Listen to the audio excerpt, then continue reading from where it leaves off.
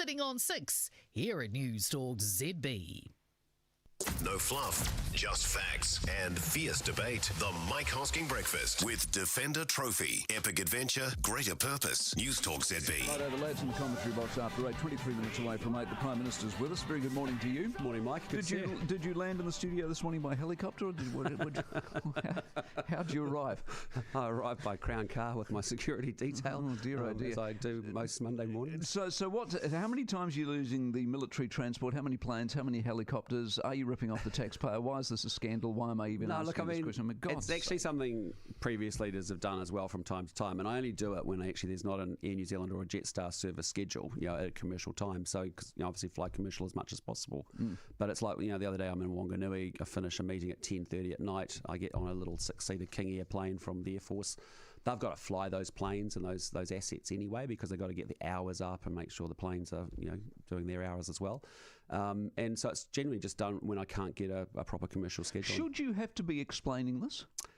Well, it's an unusual situation. It's often, I'll be honest with you, it's often a topic of conversation with other leaders, because if you're I don't mean this to sound bad, but if you're an Anthony Albanese, you've got 3 private jets, 2 brand new A321s and an A330. So, and you can move around Australia as you wish in that regard. And that is generally because either for security reasons or just realising these are busy jobs and you want to use the schedule and the time and every hour matters.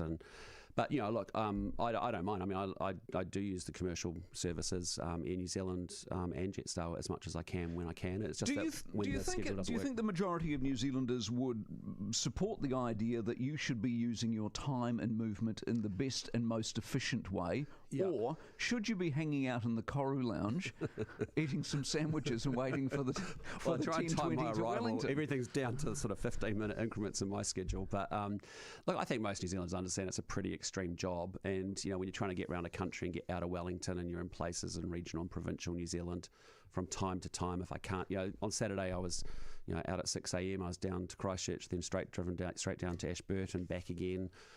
You're in parts of the country sometimes where there's just not scheduled services. Exactly.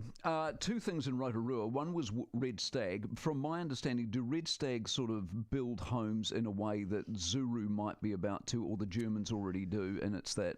Yeah, so actually I was there to open up a collaboration we've done with them. We've put public and private money together to take an Austrian process of this off-site manufacturing and laminated wood to see what we can do more there. It's a really impressive business. Like if you look at our primary industry sector, 2 sectors that I think we could add more value to are certainly forestry, and the other one is wool. We've got projects now on both of them, but on wood, we're sending a lot of logs overseas, and actually we could do a lot more added value here, and that's what they're looking at doing. And right in the Parliament precinct, we're building a new Parliament building, and it's with their wooden structure. It's no steel and cement. It's actually all New Zealand wood, and the cost difference isn't that different, and it's a really good thing to have the money spent in New Zealand rather than importing in cement and steel from overseas. Having seen the Red Stag people, you then go along to the meeting and run into the Chamber of Commerce lady who tells you how miserable it is, and you tell her she's negative, and then you tell her not to be a baby, and then the media jump all over this, and the whole thing becomes a story. So what actually happened? Well, my point was actually, I was disappointed in if that was the reporting or the presentation of what I said, because my point is I actually believe strongly my role as government is to empower and enable businesses. I actually think that there's government, there's business, there's community, 3 equal actors in our society, that we do different things, but we've got to work together. And so this idea that we run the settings and we get those settings right, whether it's employment law or RMA or trade agreements or whatever, and then we let business get on with it. I said to someone the other day, it's like we run the operating system and businesses create the apps. And the 2 work together. And so you've seen that with our government, because we've treated farmers like grown-ups, and we've partnered with farmers, we've partnered with business on the fuel crisis versus the labour experience through COVID, where they told them what to do and they dictated terms and they did things to them. We're trying to work with, enable and empower businesses. So that was my message. Was it misreported, or did you overspeak, do you think? It could have been either or. I mean, clearly, there was an inference from the report that and there was generally no intent to cause offence, but it was quite a long conversation. That was a piece of it. I fully acknowledge, I said up front, I'm a great admirer of business people because they've led through difficult times. They've got a lot of people to lead. I've been in that situation as a business leader myself. So I've got huge admiration for business leaders, and I try and see many small businesses up and down the country every week. And a lot of what I've got to do is get the settings right so they can get on and crack on and do it and get out of the way. That's classic centre-right, centre-left, though, philosophy, isn't it? I mean, the centre-right government traditionally offers you the opportunity and the platform to do what it is you want to do, to get out of their way. Correct. Which is all you're saying. Why is that message still seemingly landing in a weird way in Rotorua? Well, I'm not sure, but I mean, but here's your point's the right one, which is that where did our idea for investment boost to write off 20% of new capital purchases come from? It came from our conversations with those businesses, telling us that's what they want to do. I've seen the Labor remarks over the weekend. If they really, are just not playing politics, they really want to support small business. Tell us, be really upfront with the New Zealand public, are you going to support investment boost and continue it or not? Do you think there's a battle in this election campaign to be had around that, though? That this woman from the Chamber of Commerce does in fact represent a group of New Zealanders, whether in business or not, who do want to get up in the morning and be told how to live their life and have their bum wiped by the government, and that's what they love. There might be some people who operate that way. I actually think the vast majority of Kiwis that I run into outside of the bubble of Wellington, when I'm out there every week, genuinely actually want to get connected to ambition and aspiration and positivity and can do and get out there and make things happen. And I think they need a government that gets the settings right, gets out of the way and lets them get on with it. And then actually says, look, government can't do everything. Actually business leaders can move with speed and scale. We get the settings right. The community leaders see the pain, the hurt, the need, the frustration. We all do different things, but they're quite complementary, and we've got to go to work together. And so does it bother you when the lady from the Chamber of Commerce stands up and gives you her numbers of misery and woe against what indisputably are facts that show a different story at the moment, and you can't argue with the facts? There is growth and, pick anything you want, from services to manufacturing to the economy itself and GDP. It is moving in the right direction. Yeah, that's what I was trying to communicate, maybe poorly, but the fact that actually the results are that we do have momentum and a positive upswing in this economy. You look at other economies around the world; they're actually in a downswing. New Zealand's going to come through this very well positioned.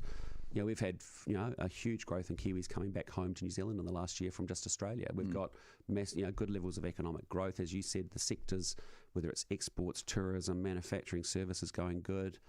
Confidence, business, farmer, retail investor.